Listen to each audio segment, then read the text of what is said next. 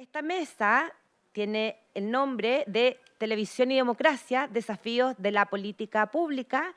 Va a ser moderada por Juan Francisco Ruimayó, que es periodista, pero también trabaja en la Secretaría General de Gobierno, y él viene en representación de nuestra también querida subsecretaria, que no pudo asistir, pero es un gran profesional y además es generador de contenidos, también ha trabajado en la industria, así que estamos en muy buenas manos. Te doy el pase, muchas gracias a todas y a todos por estar aquí, por viajar, lo valoramos mucho y esta audiencia también. Gracias.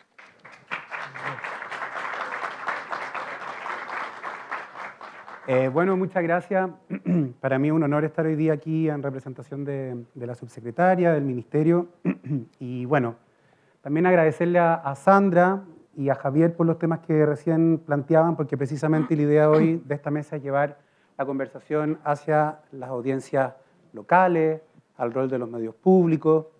Y bueno, están pasando cosas también en estos momentos que creo que también vale la pena mencionar. Ayer fue aprobada por unanimidad en la Comisión de Derechos Humanos del Senado la ley que protege a los periodistas y a los trabajadores de las comunicaciones. Está en discusión en la Comisión de Cultura de la Cámara el proyecto de ley de fortalecimiento de TVN. Entonces, hay mucho por hacer, pero también siento que de alguna manera están pasando cosas estos meses, al menos desde el punto de vista legislativo. Y bueno, agradecer a los panelistas de esta mesa que vienen viajando desde lejos. Quiero partir saludando a Natalia Arcaya. Natalia es periodista con experiencia en radio y televisión, ha trabajado en Chilevisión, ha trabajado en Radio Cooperativa como corresponsal. En 2006 crea y desarrolla Pucón TV, el primer canal de TV local de la zona lacustre de la Araucanía, al que dirige hasta el día de hoy. Y bueno, suena bastante envidiable tener un canal de televisión en Pucón. Vamos a ver si es que efectivamente es así. Y Natalia dirige Arcatel, que es la alianza de canales regionales más importante de nuestro país. Así que tiene mucho que contarnos en esa línea. Quiero seguir presentando a Carolina Rodríguez, que también viene viajando ayer. Ella es periodista y licenciada en Comunicación Social, magíster en Comunicación y Periodismo de la Pontificia Universidad Católica de Valparaíso y doctora en Ciencias Sociales de la Universidad Nacional de Cuyo. Sus líneas de investigación principalmente abordan los medios de comunicación locales, la regulación y el periodismo de proximidad. A propósito de lo que planteaba Sandra, nos va a contar un poquito de sus investigaciones, ¿no es cierto?, en la región de Coquimbo, sobre el nivel de satisfacción que tienen esas audiencias en relación a los medios nacionales y a los medios locales. Sigo con Fernando, quien llegó anoche tarde también desde el sur y que también viene viajando desde Brasil, así que nos trae noticias frescas, digamos, de cómo se está dando la situación de las audiencias, de si es que hay crisis de audiencia en Brasil o no, en relación a la televisión y los medios en general. Él es periodista y licenciado en Comunicación Social por la Universidad Católica de la Santísima Concepción y doctor en Comunicación, mención en Comunicación Audiovisual y Publicidad por la Universidad Complutense de Madrid. Su trabajo de investigación está orientado en los medios regionales y locales, representaciones mediáticas, televisión de proximidad y televisión digital. Y finalmente, Carlos del Valle, es doctor en Comunicación por la Universidad de Sevilla, profesor titular de la Universidad de la Frontera, ha sido decano de la Facultad de Educación, Ciencias Sociales y Humanidades, así como director del Magíster en Ciencias de la Comunicación y director de la carrera de Periodismo. Bueno, a todos ustedes muchas gracias por estar aquí hoy día en Santiago. Esta es una mesa descentralizada. Nos interesa conocer su mirada desde las regiones, desde sus lugares de trabajo. Y bueno, me parece interesante partir contando una anécdota. Hace un par de meses Chile tuvo el honor de ser anfitrión del Día Mundial de la Libertad de Prensa, que organiza UNESCO junto a nosotros, y la verdad que fue un ejercicio muy interesante porque tuvimos muchas reuniones bilaterales con actores muy relevantes y fue muy interesante describir lo que era Televisión Nacional de Chile. Porque a la medida que empezábamos a contar qué era, cómo funcionaba, cuál era el modelo, uno empezaba a ver todo tipo de muecas en los asistentes de qué es esto, por qué un canal público, ¿no es cierto?, se somete al financiamiento con misión pública. Nosotros todos los que hemos trabajado en un canal con misión sabemos lo que significa poner esa palabra sobre nuestras espaldas. ¿Qué significa esto de someterse a la torta publicitaria, de estar en primera línea, ¿no es cierto?, del escrutinio público, del mundo político, del mundo académico. Y en ese sentido me gustaría partir esta conversación sobre televisión y democracia preguntándole a Carlos cómo podemos entender lo público, cómo podemos entender lo público en TVN. Bueno, buenas tardes ya, ¿no? Sí. Bueno, la anécdota que tú comentas es interesante porque pasa lo mismo con cuando uno tiene que definir la universidad pública en Chile, digamos. O sea, entra en crisis, digamos, porque efectivamente lo público en nuestro país al menos parece que hay que reenfocarlo, digamos, reentenderlo, ¿no? Yo diría primero, cuando uno habla de lo público en Chile tiene que pensar que excede, digamos, el Estado, primera cosa, si no, no calza nada, digamos, dentro de lo público que nosotros llamamos público habitualmente. En segundo lugar, cuando uno habla de lo público, parece que también debiera en nuestro país tener claro que el rol que va a tener el Estado entonces es un rol mucho más centrado en regular, digamos, ¿no? En tratar de generar condiciones para que todo se desarrolle, más que hacerse cargo de, digamos, ¿no? Porque efectivamente cuando uno conversa a universidad pública en Argentina, el concepto ahí es muy distinto, digamos, ¿no? El Estado tiene un rol mucho más activo. Yo creo que eso es más útil que tratar de desandar, digamos, y decir, mira, rompamos con el esquema y tratemos de implementar algo completamente nuevo. Luego, a partir de ahí, vienen las condiciones, digamos, como por ejemplo, cómo salvaguardamos pluralismo y pluralidad. Pluralidad en el entendido, digamos, de la concentración, ¿no? La propiedad de los medios, y pluralismo en el entendido de los contenidos, ¿no? O sea, porque son dos discusiones que a mí me parece que también es importante dividir, ¿no? Eso a partir. Perfecto. Y en ese sentido, ¿cómo podemos conciliar, ¿no es cierto?, los principios de la libertad de expresión y el derecho a la información?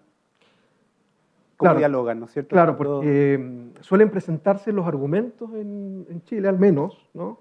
De manera tremendamente dicotómica. Es como si hubiera que elegir uno de los dos, ¿no? Es decir, cuando uno habla de libertad de expresión, primero hay que distinguir si está hablando de la libertad editorial, que es una forma de entender la libertad de expresión, o sea, la libertad que tienen los medios de, digamos, expresar, digamos, sus contenidos, pero también está la libertad de expresión entendida como los públicos, digamos, ¿no? Que tienen la libertad y por lo tanto tienen que tener el acceso garantizado para poder expresarse, ¿no?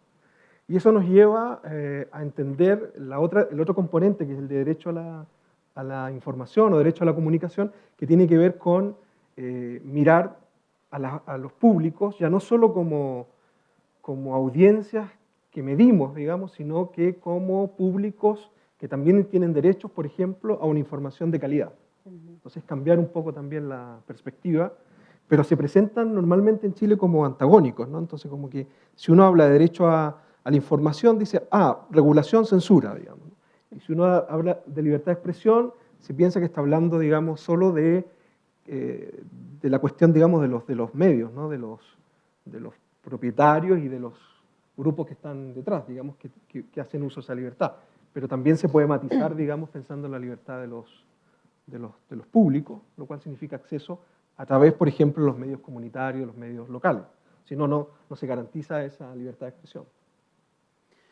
Y un poco tratando de avanzar, ¿no es cierto?, en términos como de ir desde la descripción a encontrar posibles caminos, ¿no es cierto?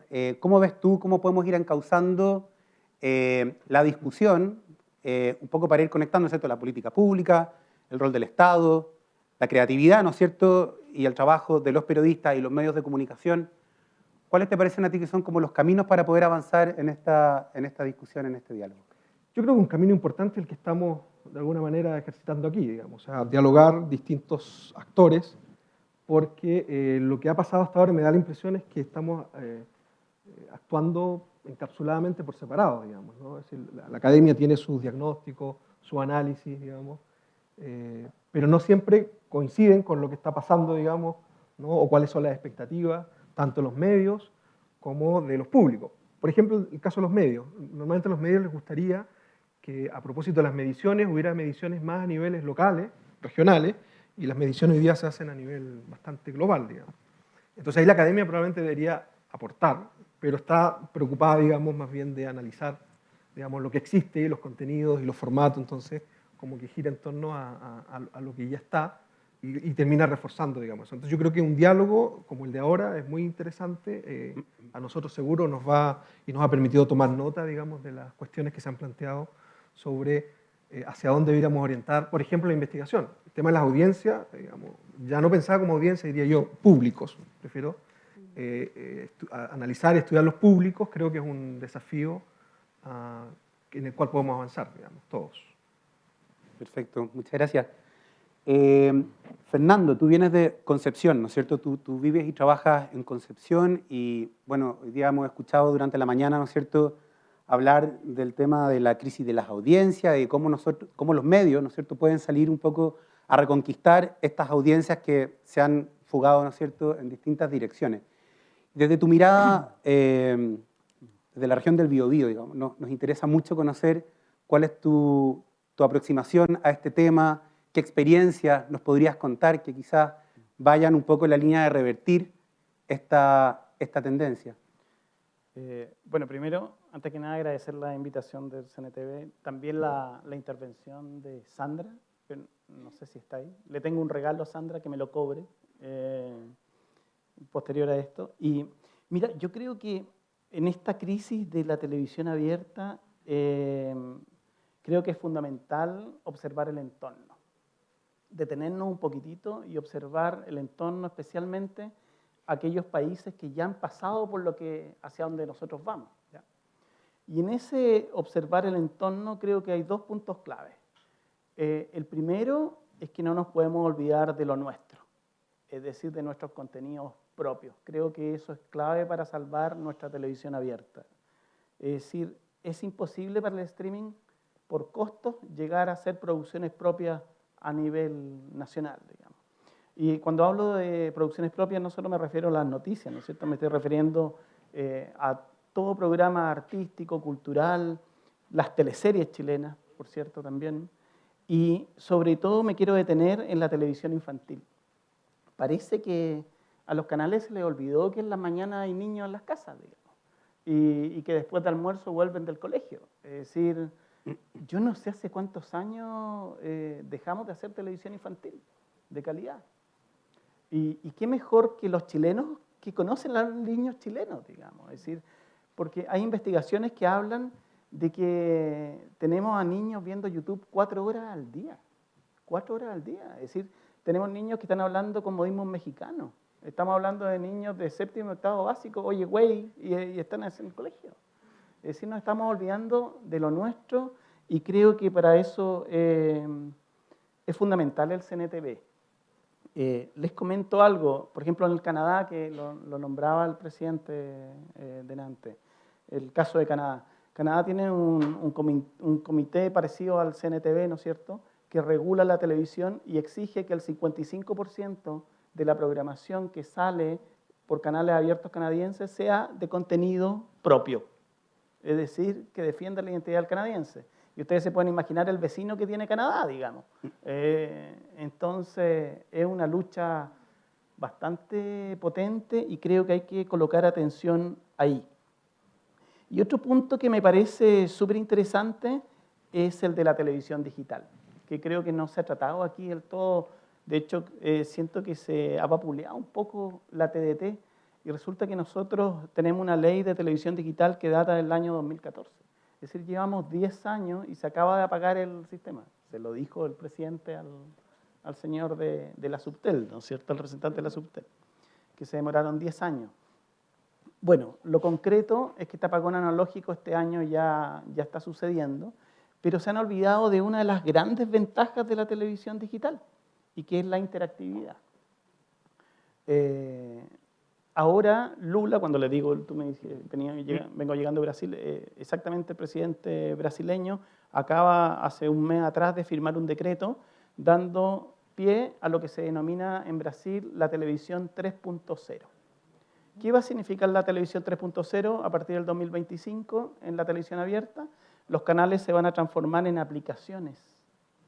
Entonces, uno va a poder tener, por ejemplo, Pucón TV como aplicación y resulta que uno se incorpora como usuario y Pucón TV le va informando cuando aparece un estreno, por ejemplo, de su programa favorito o los horarios en los que se va a transmitir, e incluso lo puede ver a través de las multipantallas.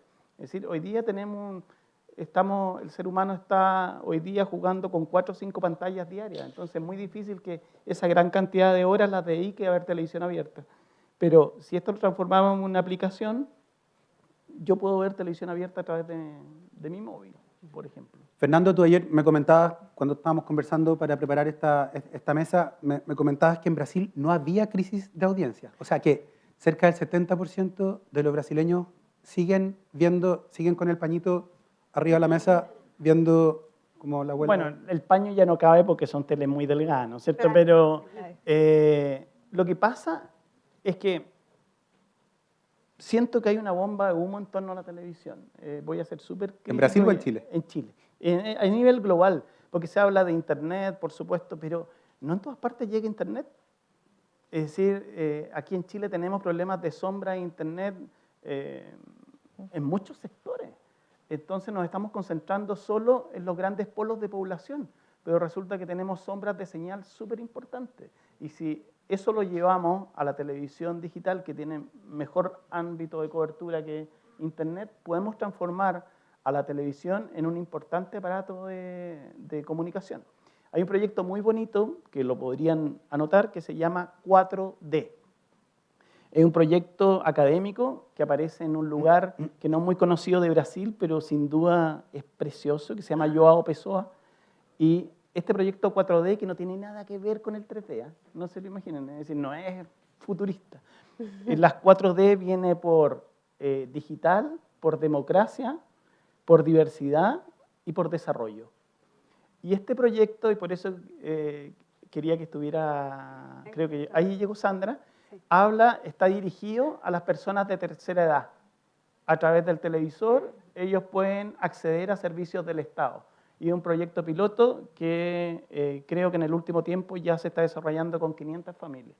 Así que es un proyecto bien interesante que deberíamos abrir los ojos nosotros como país. Insisto, y aquí quiero volver a donde comencé, que siempre es bueno mirar el entorno, lo que están haciendo los otros antes de lanzarnos.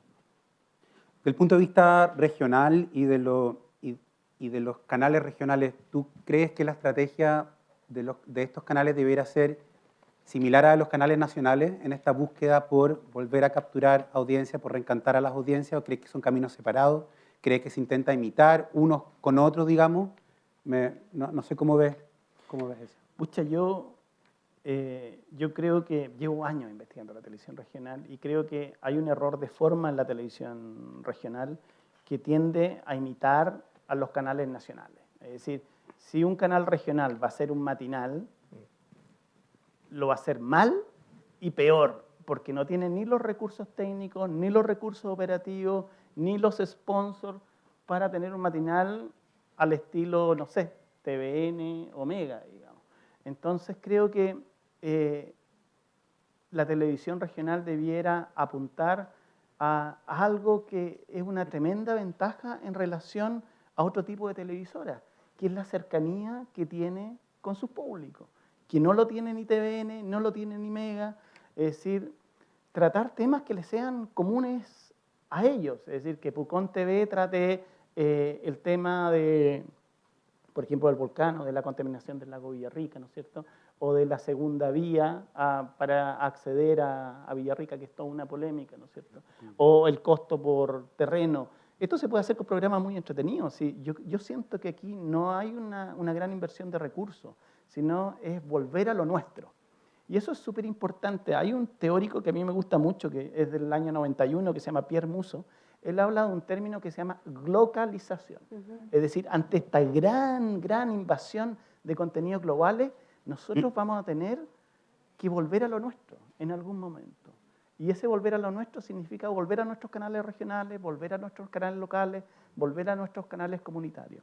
Y en ese sentido, ojo, no ver a los cables operadores o al satélite como un enemigo, porque ellos por la ley 20.750, aquí llegó el presidente, están obligados a aportar al menos 4 señales de canales regionales y locales de la zona. Cuestión que yo pongo en duda. porque no sé si se está haciendo y no sé si se está controlando también, y si se está regulando el famoso Moose Carry. Por darle un ejemplo, en Estados Unidos y en Canadá también, los operadores de cable y los operadores de satélite principalmente que ocupan el radioespectro eléctrico tienen que pagar un canon, es decir, un impuesto por transmitir en el territorio. Y ese impuesto se reinvierte para los canales regionales y locales para mejorar sus contenidos. Perfecto, Fernando, gracias. Carolina, tú eres probablemente una de las investigadores que mejor conoce a las audiencias del norte, específicamente en la región de Coquimbo. Ha hecho varios estudios y papers, ¿no es cierto?, en relación a cómo se vinculan ellos, ¿no es cierto?, con los medios nacionales y con los medios locales.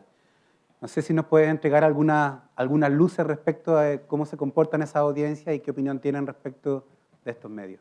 Sí, bueno, gracias primero al Consejo por la invitación, a Carlos también que permitió que se abriera la mesa, digamos, a otras regiones y compartir el centralismo, que es lo que nos afecta un poco en materia informativa. Me ha tocado estudiar tanto las audiencias locales como los medios. Y lo dije afuera recién a la señora de Quilicura, le dije que era una defensora y siempre lo voy a hacer de la televisión local y comunitaria, porque creo que es el medio, la ventana donde podemos valorizar lo nuestro, nuestros contenidos, nuestras noticias, nuestras costumbres.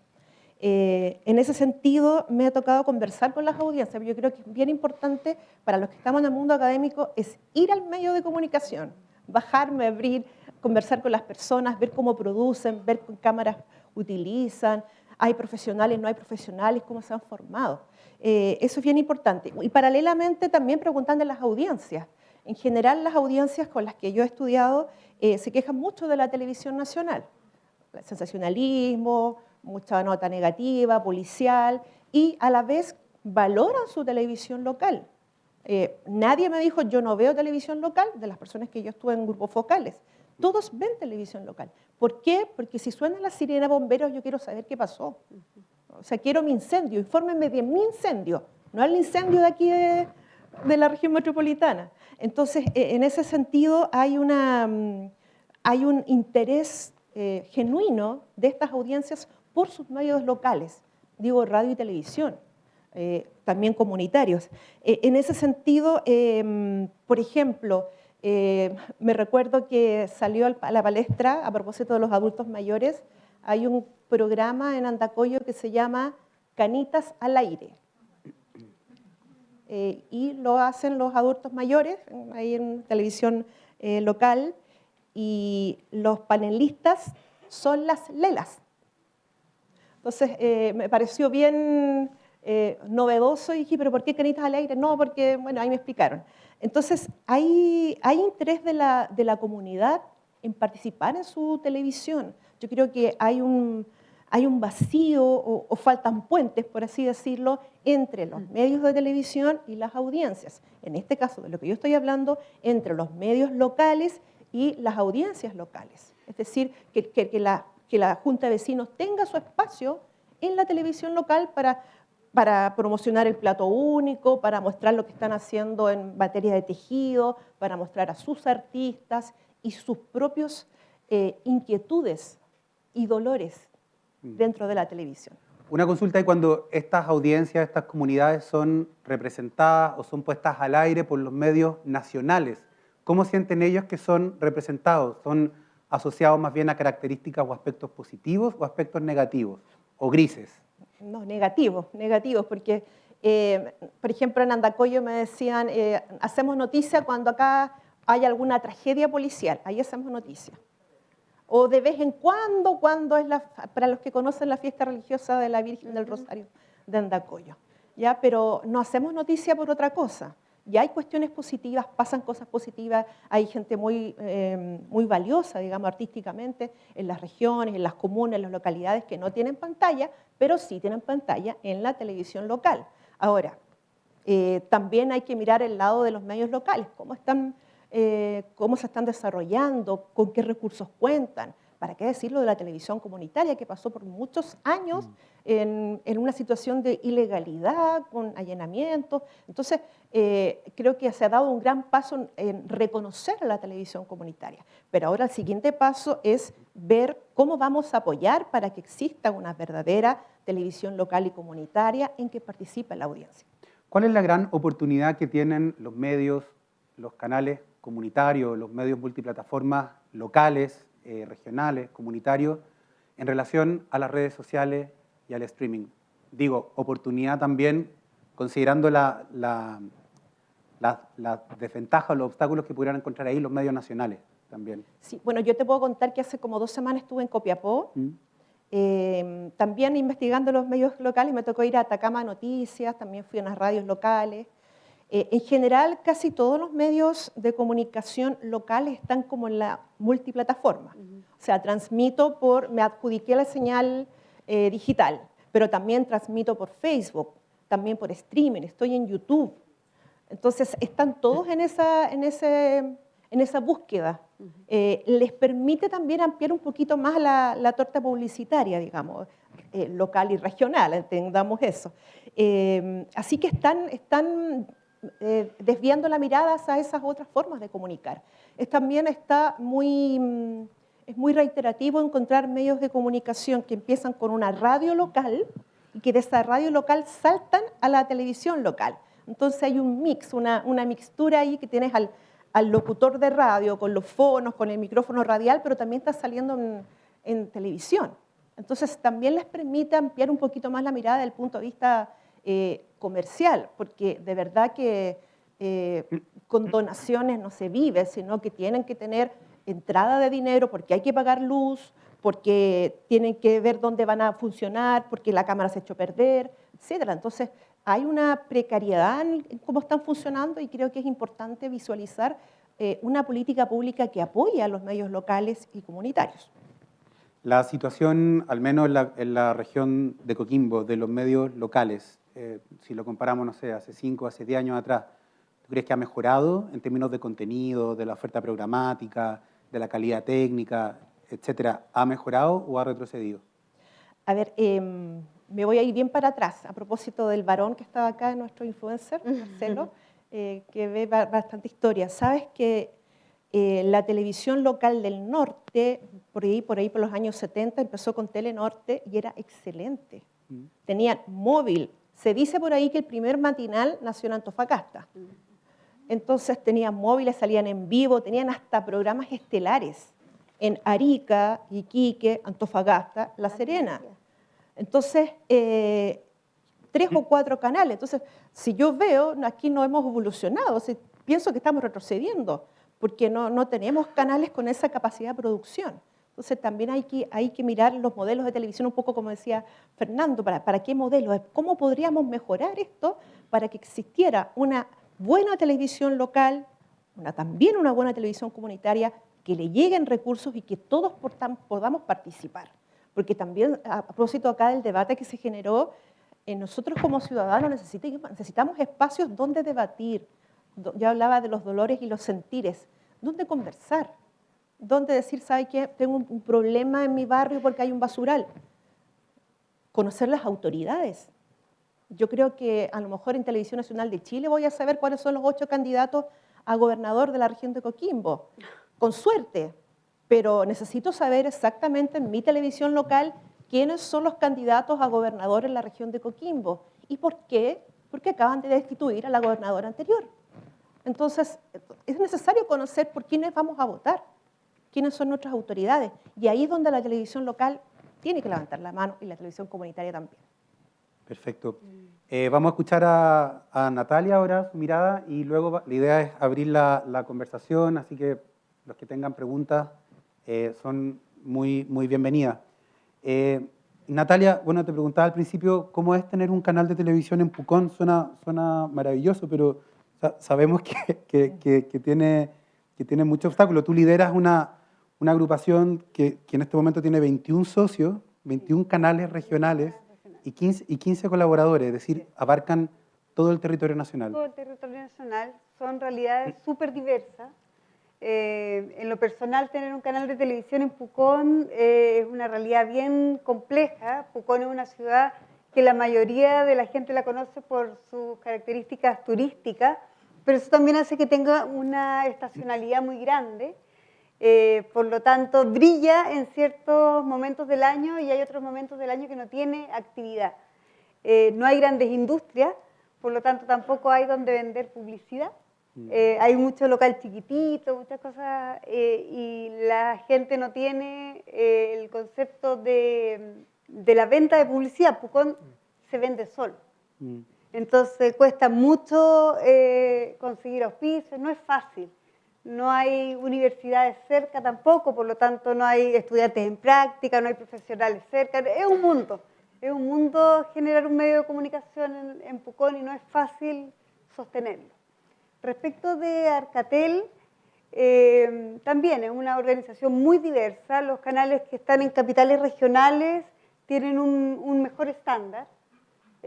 Sin embargo, los canales que están en las localidades más pequeñas tienen que luchar, tal cual como decía Sandra, como los canales comunitarios, por una subsistencia que nosotros creemos que es un poco injusta y que desde un punto de vista del Estado y académico a veces se ve más simple y se ve como con una característica media romántica de que aportamos a la democracia del país, de que somos necesarios, de que valorizamos la vida cotidiana de las personas del territorio nacional, somos muy útiles en épocas de emergencia, somos los primeros y los últimos en irnos cuando hay una emergencia volcánica, por ejemplo, en el caso de nosotros, somos a los que la gente nos cree. Cuando cuando muchos canales de televisión nacionales dicen Pucón hay que evacuar y nosotros estamos ahí y nos miran y nosotros decimos no hay que evacuar, estamos en amarilla, no se preocupen. Estamos ahí, digamos, somos parte del territorio.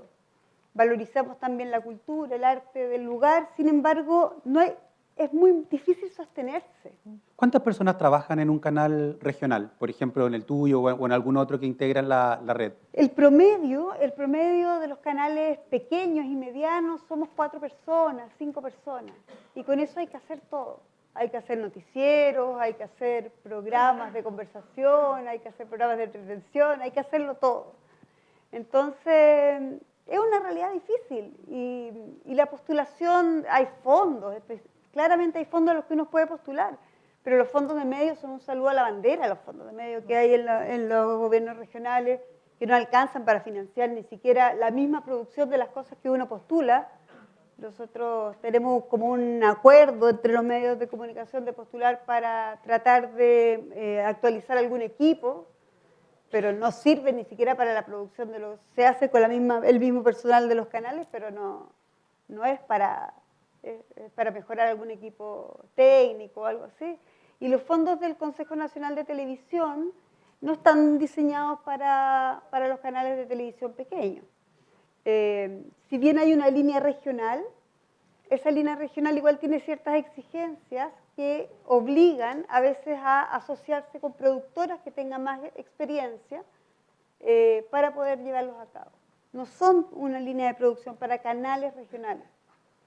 Lo mismo que le preguntaba a Carolina, pero quizás preguntarte una mirada más nacional, ¿no es cierto?, en relación a los distintos socios y colaboradores con que ustedes trabajan.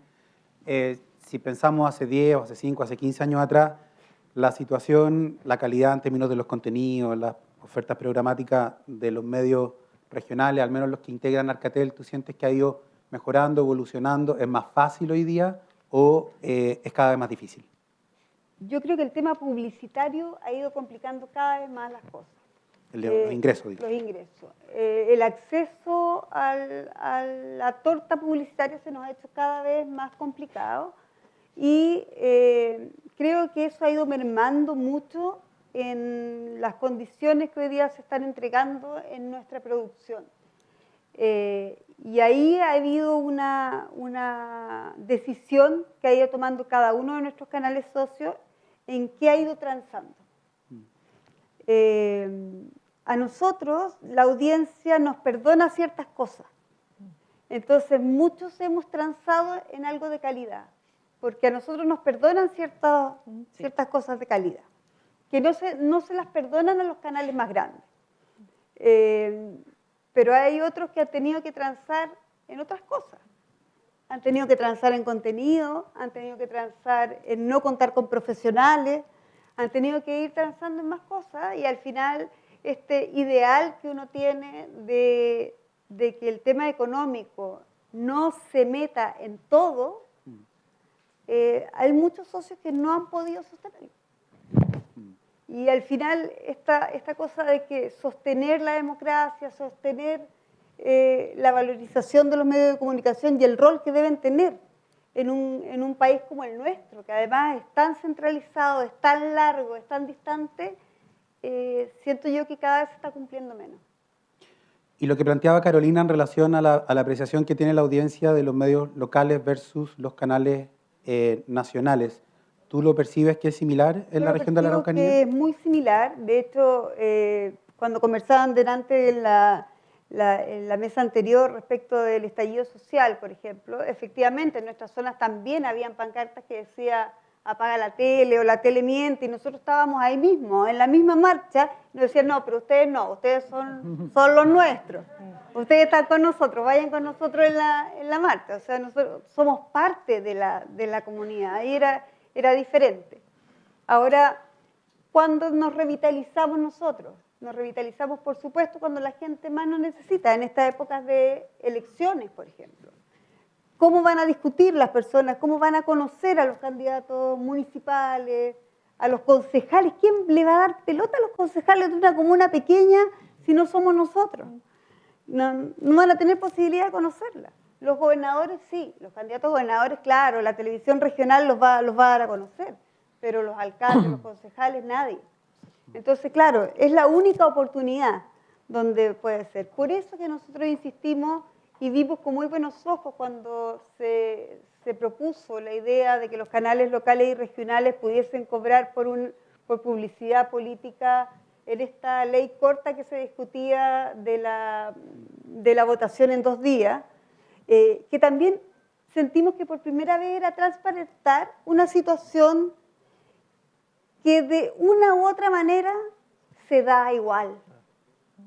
Y era sacar un velo de algo que sucede, porque todos tenemos página web y les vendemos un pedacito en la página web. Estas farsas que se daban antes antes que existiera la ley de divorcio y que era nulidad, mejor transparentemos esto. Hay una ley que regula lo que se gasta en las campañas y hagámoslo transparente. Y usted dice cuánto gastó y sale el CERVEL, sabe los minutos que usted va a estar y hacemos todo como corresponde y nosotros también tenemos una posibilidad de financiarnos. Sin embargo, lo más curioso es que hubo mayor oposición de gremios asociados a nosotros, con los que hemos trabajado por mucho tiempo, como la ARCHI, por ejemplo, que han tenido el monopolio de esta campaña durante mucho tiempo. Perfecto. Bueno, ha sido súper interesante escuchar sus miradas, sus aproximaciones respecto al tema de televisión y democracia, y si les parece podríamos abrir la discusión.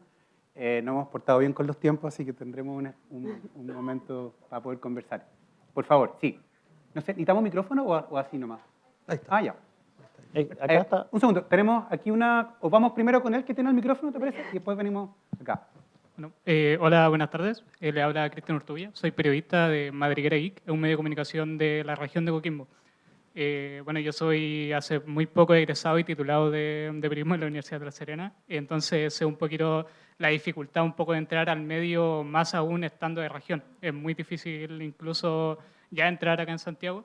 Mi pregunta es, considerando que la televisión nació como entre comillas, un experimento por parte de las universidades, de que hasta tiempo la universidad y los canales se han cerrado. Ya se piensa en la televisión como algo privado, como empresa. ¿Hay algún movimiento por parte, por ejemplo, de Alcatel, por parte de las universidades, por el Consejo de Rectores, de volver a que las universidades tengan este espacio en el canal público, considerando que también esto genera el sentimiento de pertenencia por parte de la audiencia y que también dan imagen a la audiencia, por ejemplo, de la región.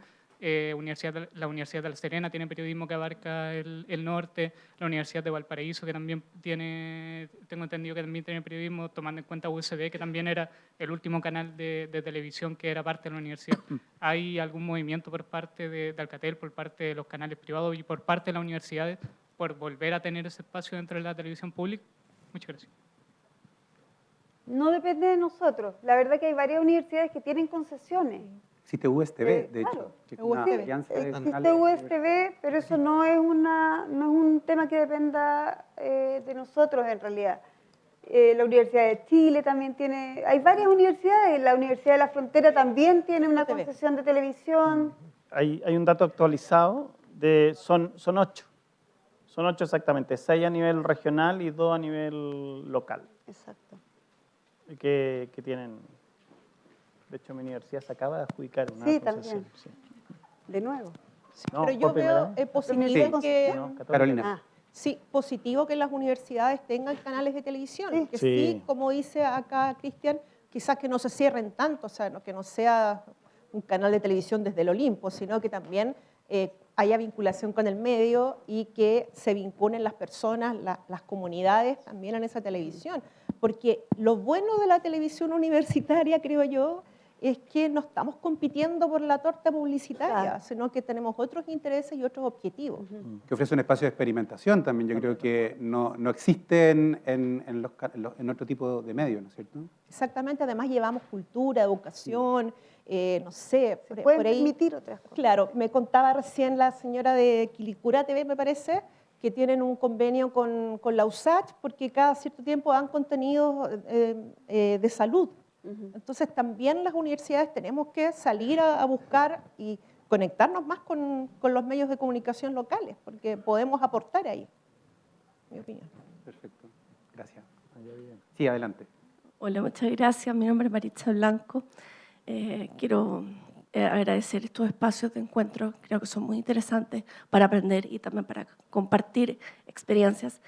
Yo quiero agregar algo que estoy muy de acuerdo con lo que han señalado los panelistas y me gustaría también plantear una pregunta de cómo podemos mejorar en función del tema de esta mesa. Yo soy de regiones, nací en Concepción, pero también por la vida vivo en La Serena, pero también estoy ligada también a Santiago, soy periodista y conozco la realidad de las regiones, pero también conozco la realidad de Santiago, que es muy distinta. Hay otros recursos, hay otras estructuras, y desde las regiones también nos cuesta mucho más.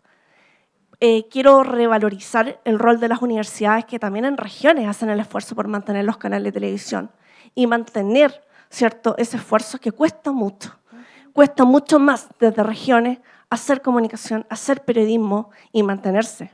En Santiago están las grandes empresas, ¿cierto? Está la estructura, yo entiendo que acá se concentran casi 7 millones de personas, que la realidad regional nos cuesta mucho más. Pero yo quiero tomar algo que decía también Carolina, y también lo decían los otros expositores, cómo nosotros podemos, ¿cierto?, desde las regiones tener más incidencia, por ejemplo, ya que estamos en el mundo del periodismo y que estamos en el mundo también de la información, cómo podemos también tener más presencia en las regiones, por ejemplo, en los noticiarios, en los matinales, que no solamente, porque voy a poner un ejemplo, cuando fue el terremoto y el tsunami del 2010, claro, todos los medios nacionales van a Concepción. Cuando fue el tsunami del 2016, estaban todos los medios nacionales allá en Coquimbo. Pero resulta que, claro, la presencia de los medios nacionales es usualmente para las grandes tragedias o para eventos muy puntuales, pero todos los días hay noticias en regiones. Todos los días pasan cosas en regiones, pero no tenemos presencia en los medios nacionales, más allá del crimen que conmociona al país o la tragedia que ocurre. Entonces, yo creo que tiene que haber también, y se valora mucho también, por ejemplo, no solo los espacios de los canales regionales y también en el caso del canal público de Televisión Nacional que tiene, ¿cierto?, en distintas regiones su señal, pero quizás sería bueno que pudiéramos democratizar un poco más la presencia de las regiones, porque no todas las noticias pasan en Santiago, no son las únicas autoridades las que están en Santiago, también hay autoridades regionales que quisieran, o que creo yo, que pudieran tener un espacio en programas nacionales, pero es que acá, si yo pregunto a gente de Santiago, probablemente no conocen quiénes son las autoridades de Andacollo, de Concepción, o a lo mejor de Pucón, no las conocen, porque no tienen acceso a los medios nacionales. Salvo que erupcione el volcán. Salvo que erupcione el volcán, salvo que se salga al mar, ¿cierto? Entonces, a mí me gustaría, como periodista, pero también como ciudadana, que los medios nacionales hicieran parte también a las regiones en el día a día. Entonces, ahí yo les planteo a ustedes, que están en esto, que son los expertos en estos temas, ¿cómo podemos hacer para incentivar esa participación de las distintas regiones, desde el sector público, desde el consejo, desde el gobierno, desde la política pública, ¿cierto?, para democratizar un poco la información y que sean más partícipes las regiones también en los medios nacionales? Sí. Yo siento que la respuesta a eso va al revés. Yo siento que hay que potenciar la televisión regional para visionarse a nivel nacional, porque la televisión regional tiene mucho que decir. Es decir, sin duda la televisión regional es la máxima defensora de la identidad propia de las comunas que agrupa, digamos. Es decir, la televisión nacional no puede llegar ahí, le cuesta mucho, no tiene parrilla tampoco, digámoslo. Es decir, no tiene, cuando me refiero a parrilla, no tiene tiempos programáticos para programar. De hecho, la tendencia actual es ir cerrando las corresponsalías, digamos. Es decir, antiguamente TVN se descolgaban 5 minutos, hay muchos que ya no se descuelgan, sencillamente está el noticiero TVN. Canal 13 también tenía en algunas ciudades emblemáticas de Chile, Valparaíso, ¿no es cierto?, Temuco, Concepción tenía, y eso se cerró. Entonces yo creo que la fórmula es absolutamente al revés. Es decir, es potenciar la televisión regional, crear una suerte de televisora regionales casi a nivel estatal, digamos, y que tengan una subvención del Estado que les permita contar con contenido y con recursos de calidad. Eso es súper importante. Y ojo, y algo que no se ha hablado aquí, no voy a ser el más popular sin duda, pero Canadá tiene una televisora indígena que se llama APTN y es muy pro. Es muy pro.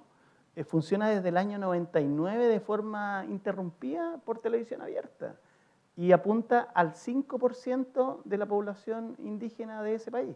Y yo creo que en Chile tenemos más del 5% de población indígena. Súper. Muy interesante. Además que, perdón, pero también, y a propósito de lo que se conversaba en la mesa anterior, siempre va a ser distinta la representación que haga otro que viene desde Santiago respecto de mi comunidad, Exacto, que la representación o la puesta al aire que haga alguien de la propia comunidad, ¿no es cierto? A propósito de los programas culturales de comida y de... De hecho, no se saben ni los sectores. Muchos de los memes que hay es de los sectores de las ciudades. Sí, porque dicen, para el verano ponen un GC que dice en La Serena y el periodista está despachando desde Tongoy. ¿Y dónde usted que es de allá? ¿A qué comuna pertenece a Tongoy? A Coquimbo, claro. Entonces, también es importante, no sé si había alguien de TVN, pero me voy a cargar de las redes regionales. Hay muchas veces que ha habido por ahí rumores políticos que quieren cerrar las redes regionales de TVN y son importantes. O sea, no podemos quedarnos con menos medios, tenemos que tener más medios y potenciar la televisión pública regional. En algún momento Canal 13 también tuvo sedes regionales o noticieros regionales, los cerraron.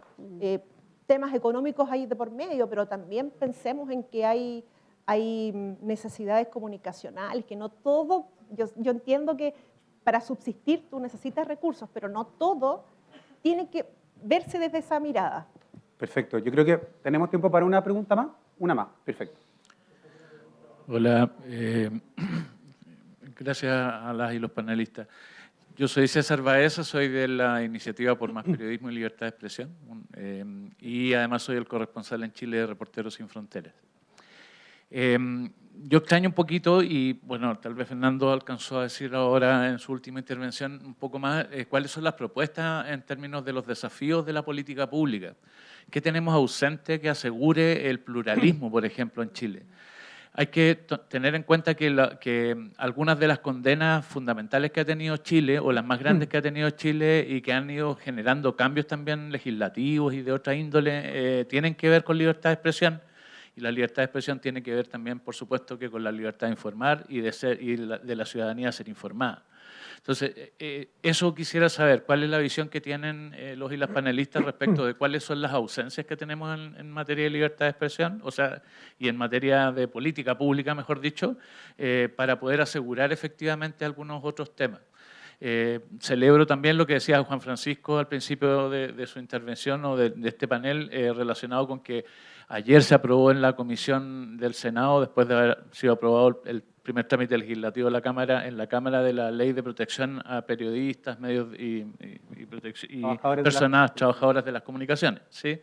Que se aprobó ayer en el Senado la idea de legislar, pero esa es una política pública que podríamos empezar a impulsar, pero es una punta de lanza que tal vez esconde o la punta de un iceberg, digamos, que esconde una gran falencia que tiene el país en otras materias. En particular, a mí me inquieta mucho el tema del pluralismo.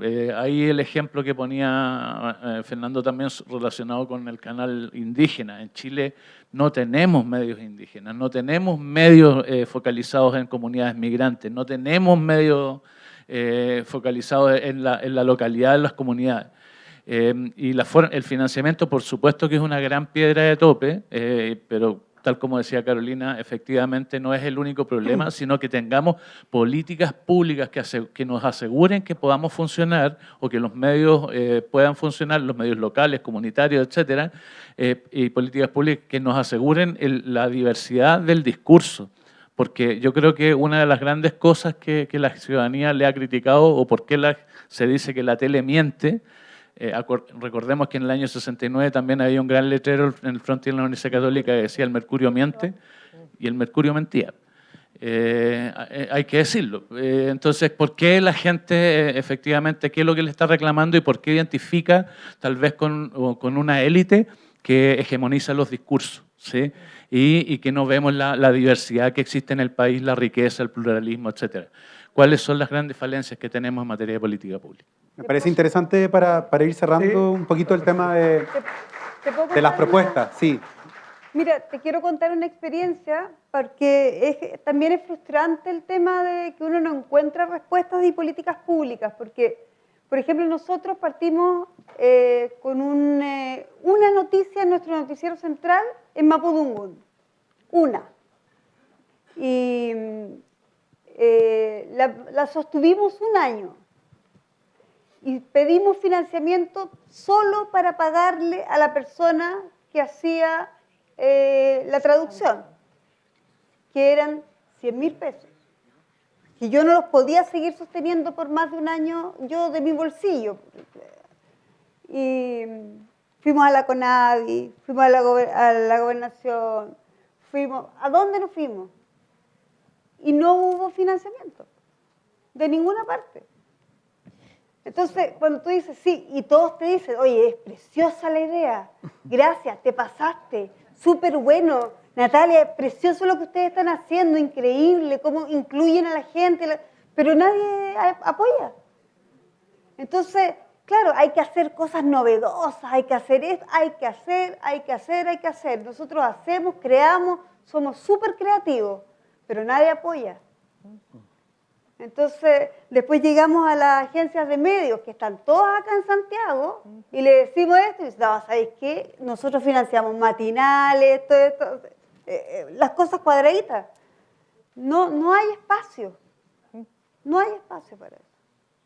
Perfecto. No sé si alguien quiere, antes de cerrar, plantear alguna propuesta, alguna salida. Sí. Básicamente, quizás explicar que, por eso plantea la distinción entre pluralidad y pluralismo. Yo creo que medios indígenas y medios mapuche en particular hay y ha habido, digamos, de hecho han sido bastante pioneros en los medios digitales, a fines de los 90, comienzo del 2000.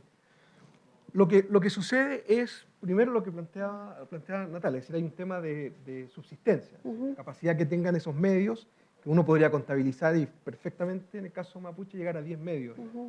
El tema es cuánto tiempo duraron, qué pasó con ellos, digamos.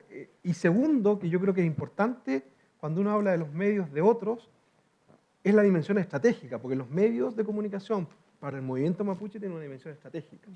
Luego, probablemente ellos lo que necesitan ahora sea medios puestos en otros escenarios, digamos. Entonces, hay que ver un poco también, no pensar, decir, sería bueno que los pueblos originarios tengan medios, ok, pero ¿qué significan para ellos esos medios? Claro.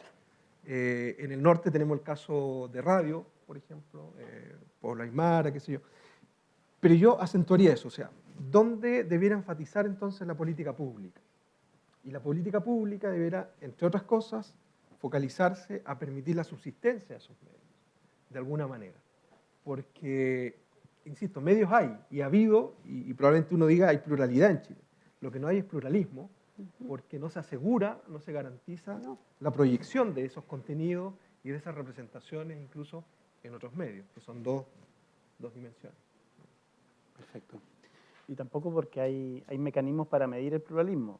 Es decir, no existen mecanismos eficientes. Actualmente tengo entendido, aquí está el presidente del CNTV, me puede corroborar, que se almacena una cantidad de horas que tienen que enviar los canales para hacer una revisión de sus contenidos. Pero no hay algo automatizado que garantice el pluralismo mediático, ¿ya? Especialmente a nivel nacional, pero también en la televisión de proximidad. Perfecto. Bueno, quiero agradecerle una vez más por haber viajado, por acompañarnos hoy día. Esperamos haber sido un aporte a la discusión, así que muchas gracias.